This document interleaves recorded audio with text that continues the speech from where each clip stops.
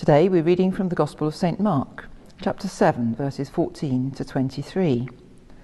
To understand this passage, we need to do a little time travel and put ourselves back into the culture it comes from. They were used to rules about what to eat and what not to eat, quite complicated rules, when to wash and what to wash. And these rules were not so much about hygiene, which we probably understand better today, but about ritual cleansing, about being fit to enter the temple, the presence of God, and to pray. Spiritual cleanliness, if you like. For ordinary people, it was very hard to keep all these rules. It just wasn't very practical. So that meant they were forever in the wrong, or some people thought they were. Jesus was always quick to point out what really matters, to get to the heart of things, and what really isn't very important.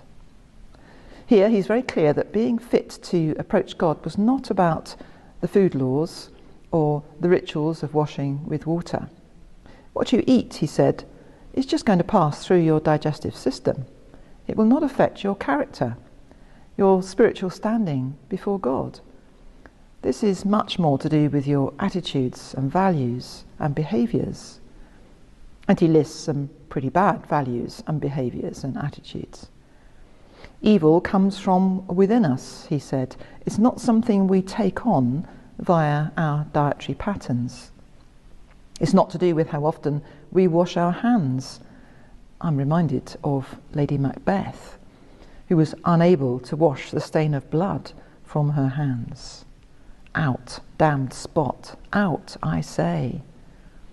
Washing did not change her guilty conscience. If you want to be right with God, never mind the rituals, pay attention to your thoughts and behaviours. How would we apply this in modern life? I think it means, for example, that going to church is not an automatic ticket to heaven. It's an external behaviour, good in itself, and one which we all ought to do. But it would not compensate for a life between Monday and Saturday which didn't match up to one's profession of faith in church.